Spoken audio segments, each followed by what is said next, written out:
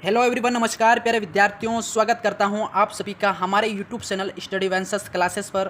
प्यारे साथियों, आप सभी के बीच लेकर उपस्थित हूं बीएसटीसी 2025 का जो आपका 1 जून को होने वाला बीएसटीसी का पेपर। साथियों, आज के इस सेशन के अंदर अपन हिंदी व्याकरण के टॉप 30 क्वेश्चन करने वाले हैं। ये जो क्वेश्चन आपको करवाने वाला हूँ साथियों, काफ़ी इंपॉर्टेंट है और आपके जो 30 क्वेश्चन हैं, जो कि आपके एक क्वेश्चन 3 नंबर का होता है, वैसे आपके टोटल 90 नंबर का ये टॉपिक होता है, जिसमें से आपको 90 नंबर के जो क्वेश्चन पूछे जाते हैं, तो आप इसमें 90 नंबर आप ला सकते हो। बिल्कुल आपके लिए ये सेशन काफ़ी ज़्यादा इंपॉर्टेंट है। इसके लिए आपको क्या करना पड़ेगा, क्लास को पूरी देखनी पड़ेगी। जो क्वेश्चन मैं करवा रहा हूँ उनको आपको देखना पड़ेगा, समझना पड़ेगा और याद करना पड़ेगा। ठीक है, इसके लिए वीडियो को पूरा देखिएगा, चैनल को सब्सक्राइब कर लीजिएगा और मैं बिना टाइम वेस्ट किए क्लास को शुरू करता हूँ। आप सभी विद्यार्थी चैनल को सब्सक्राइब कर लेना। तो चलिए शुरू करते हैं आज की ये क्लास। पहला प्रश्न है आप सभी के बीच साथियों पूछा गया, काफ़ी इंपॉर्टेंट है कि भाषा निर्माण की इकाइयों का सही अनुक्रम बताना है आपको इसमें, कि भाषा निर्माण की इकाइयों का सही अनुक्रम क्या है इसमें। तो ध्वनि, शब्द, ध्वनि, वाक्य या पद। इसी तरह आपका बी ऑप्शन है शब्द, वाक्य या ध्वनि, पद। इसी तरह पद, वाक्य, ध्वनि, शब्द या फिर ध्वनि, शब्द, पद या वाक्य। तो मेरे प्यारे साथियों, उसको आपको भाषा निर्माण की सही इकाई, सही क्रम बताना है, जो इकाइयों का सही क्रम है। तो सबसे पहले तो आपकी ध्वनि होती है, इसके बाद ध्वनि से शब्द बनता है, शब्द से पद बनता है और पद से आपका वाक्य बनता है। तो ये इस चीज़ को आपको पहले स्टार्टिंग से समझनी पड़ेगी और तब आप इसका सही अनुक्रम यह है जो कर पाएंगे। ठीक है, तो आपका यहाँ पे जो फोर्थ ऑप्शन है साथियों, वो आपका इसमें करेक्ट है। डी ऑप्शन प्यारे विद्यार्थियों को इसमें लॉक करना पड़ेगा। ध्वनि, पहले ध्वनि आएगा, फिर शब्द, फिर पद और फिर वाक्य बनेगा। तो इसी तरह आपका यहाँ पे एक भाषा निर्माण का एक सही अनुक्रम है, वो आपको पता लगेगा। तो डी ऑप्शन इसमें आप सभी विद्यार्थियों का लॉक कर देना।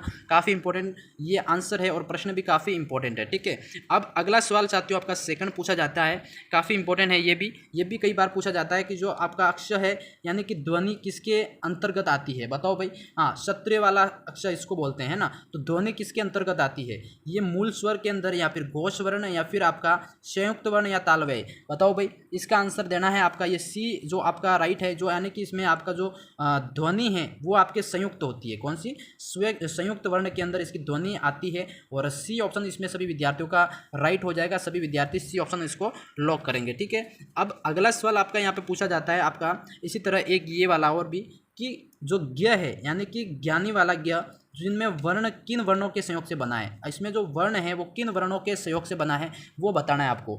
जल्दी से क्वेश्चन थर्ड का आंसर देना है सभी विद्यार्थी को। देखो, इसमें जो ज्ञ वर्ण है वो बनता है आपके एक तो ज हलंत हो जाएगा, प्लस आपका य वाला, ये है इस वर्ण से, इन वर्णों के आपके संयोग से आपका ये वाला ज्ञ बनता है। यानी कि इसमें सभी विद्यार्थियों का बी वाला ऑप्शन है वो लॉक कर देना है सभी को। ठीक है, समझना है इस चीज़ को।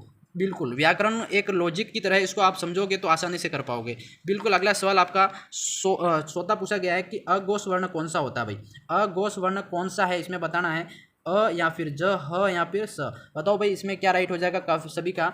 तो अघोष वर्ण की बात करें तो वो है आपका डी वाला, ये वाला आपका स वाला आपका राइट हो जाएगा। ये अघोष वर्ण की श्रेणी में आता है और डी ऑप्शन आप इस सभी साथियों का लॉक कर देना है इसमें। इसी तरह साथियों आपका पांचवा और इंपॉर्टेंट क्वेश्चन है कि कपीश, कपीश के अंदर प्रयुक्त संधि का नाम बताओ भाई।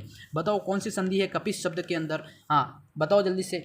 कपीश के अंदर जो संधि है वो है आपके दीर्घ संधि। कौन सी हो जाएगी भाई, दीर्घ संधि है, यानी कि बी ऑप्शन इसमें आप सभी का राइट हो जाएगा। ये काफ़ी इंपॉर्टेंट प्रश्न है जो कि कपीश वाला कई बार पूछा जाता है। ठीक है, अगला सवाल, सवाल नंबर आपका 6 पूछा गया साथियों, इसको पढ़िएगा सभी, कि सदैव में प्रयुक्त संधि का नाम बताओ। यानी कि सदैव शब्द है जिसके अंदर आपका एक संधि सदा प्लस एव, यानी कि इसमें एव होगा, तो ये प्रयुक्त संधि इसमें कौन सी होगी, बताओ जल्दी से। क्वेश्चन 6 का आंसर, इसमें जो आंसर है वो है प्यारे साथियों आपका स्वर संधि। कौन सी हो जाएगी, स्वर संधि। सभी विद्यार्थियों को इसमें लॉक करना है, B option is very very important, right हो जाएगा। अगला सवाल आपका इसमें 7वां पूछा जाता है, काफ़ी इंपॉर्टेंट है, इस सवाल को सभी विद्यार्थी पढ़ेंगे। सवाल क्या है आपका कि जो ग वर्ण है, जो ग का जो उच्चारण स्थान कौन सा होता है भाई। अपन बोलते हैं ना ग, क, ख, ग, ग जो जैसे अपन बोलते हैं, तो मुंह में इसको आपको समझना है कि आपके कंठ से आवाज़ आ रही है या तालु से या दंत से, तो किस पे ज़्यादा जोर पड़ रहा है। तो ये यहाँ पे आपको ऑप्शन में से बताना है कि ये ग का उच्चारण किस स्थान से ज़्यादा मतलब जोर पड़ रहा है। तो ये आपका ग जैसे बोलोगे तो आपके कंठ पे ज़्यादा जोर पड़ रहा है, यानी कि ये आपके कंठ इसका उच्चारण स्थान हो जाएगा। यानी कि बी ऑप्शन आपका इसमें वेरी वेरी इंपॉर्टेंट राइट हो जाएगा। इसी तरह साथियों आपका सवाल नंबर 8 इसमें पूछा जाता है कि इसमें संयुक्त व्यंजन कौन सा है, बताओ भाई संयुक्त व्यंजन कौन सा है, ऐसा पूछा गया है। तो संयुक्त व्यंजन यानी कि इसमें आपका संयुक्त व्यंजन की जो श्रेणी है वो है आपका ज्ञ, यानी कि अपन ने अभी थोड़ी देर पहले ऊपर पढ़ा था वही प्रश्न यहाँ पे उल्टा आपको पूछा गया है घुमा फिरा के, ठीक है। तो इसको समझना है साथियों। बहुत सारे विद्यार्थी क्या कहते हैं इसमें संधि प्लस समास और जो आपके मुहावरे वाले प्रश्न भी पूछे जाते हैं, बिल्कुल उसमें भी आपको लगभग एक या दो प्रश्न हर टॉपिक से पूछे जाते हैं। पर व्याकरण के अंदर आपको ध्यान रखना है कि इसी तरह के जो सवाल जो मैंने जितने भी करवाए 8 सवाल, इसी तरह के सवाल सबसे ज़्यादा पूछे जाते हैं। वो सवाल 1 या 2 या 3 में से 4 प्रश्न आपको पूछे जाते होंगे, बल्कि आपको सबसे ज़्यादा प्रश्न इसी तरह के पूछे जाते हैं। तो इनको समझना है। जिन शब्दों में अब प्रश्न आपका 9वां है कि जिन शब्दों के अंत में जो अ आता है उन्हें क्या कहते हैं, बताओ भाई। जिन शब्दों के अंत के अंदर अ आता है उसको क्या कहते हैं, उसको कहते हैं भाई अकारांत। कौन सा हो जाएगा, अकारांत। आपका डी वाला ऑप्शन मोस्ट इंपॉर्टेंट है, अकारांत कहते हैं। और आपका डी ऑप्शन जिसके अंत में आता है, ठीक है। तो डी ऑप्शन लॉक कर देना सभी साथी। अगला सवाल भाई, सवाल आपका 10वां पूछा गया, काफ़ी इंपॉर्टेंट प्यारे साथियों, कि अक्षर यानी कि श वाला वही मैंने पहले बताया वो वर्ण किसके योग से बना है, बताओ भाई। ये आपका किसके योग से बना है, सत्रे वाला श, जो कि आपका ये क हलंत हो जाएगा, और श यानी कि षटकोण वाला स, ये आपका इससे बना है। और ए वाला ऑप्शन इसमें आपका वेरी वेरी इंपॉर्टेंट है, राइट हो जाएगा। इस तरह के क्वेश्चन को रट लेना भाई, काफ़ी इंपॉर्टेंट है और पूछे जाते हैं आपके। अगला सवाल आपका 11वां पूछा गया है कि हिंदी वर्णमाला के अंदर व्यंजनों की संख्या कितनी होती है भाई। हिंदी वर्णमाला में व्यंजनों की संख्या कितनी होती है भाई, तो 33 होती है, ये याद रखना। 33 इंपॉर्टेंट हो जाएगा, ठीक है। तो सी ऑप्शन आपका इसमें ध्यान रखना है आपको। अगला सवाल आपका यहाँ पे 12 पूछा गया साथियों, काफ़ी इंपॉर्टेंट। सवाल को पढ़िएगा कि निम्नलिखित में से दीर्घ संधि का युक्त पद कौन सा है। दीर्घ संधि का युक्त पद कौन सा है, जिसमें आपको बताना है भाई। दैत्य प्लस अरि यानी कि आ इसमें वृद्धि हो रही है, यानी कि दैत्यारी हो रहा है, यानी कि अ प्लस अ हो रहा है जिसमें आ हो रहा है ना। तो ये आपका डी ऑप्शन इसमें नोट कर लेना, जो कि दीर्घ संधि का एक संयुक्त पद है, युक्त पद है सॉरी। तो डी ऑप्शन इसमें आपका वेरी वेरी इंपॉर्टेंट राइट हो जाएगा। अगला सवाल यहाँ पे 13वां पूछा गया आप सभी के सामने कि अयोग्य वाह कौन सा है। देखिए इनमें से कौन अयोग्यवाह है। अयोग्यवाह कौन सा है भाई, इसमें वो है आपका विसर्ग। कौन सा हो जाएगा, विसर्ग है जो आपके अयोग्यवाह है। तो ए ऑप्शन सभी विद्यार्थियों का इसमें लॉक कर देना, काफ़ी इंपॉर्टेंट है, ठीक है। अगला सवाल आपका यहाँ पे 14 पूछा गया है कि जो सत्री वाला स है जिसमें ध्वनि का उच्चारण स्थान बताओ, ये कहाँ से उच्चारित होता है। बिल्कुल साथियों, ये आपका कहाँ से होता है, तालव्य, यानी कि तालव्य अपने दांत और जीभ के बीच का जो क्षेत्र है ये आपका बोलते हैं तालव्य, यानी कि आपका सी ऑप्शन इसमें राइट हो जाएगा। तालव्य क्षेत्र के मतलब से आपका ये सत्री वाला स आपका मतलब उच्चारित होता है, ठीक है। इसी तरह आपका अगला प्रश्न 15वां पूछा गया जाते हो कि पवित्र में से जो प्रयुक्त संधि का नाम है वो बताओ भाई। पवित्र शब्द के अंदर जो प्रयुक्त संधि कौन सी है उसका नाम बताओ। तो वो साथियों ये काफ़ी प्रसिद्ध क्वेश्चन है और ये है आपका अयादि संधि।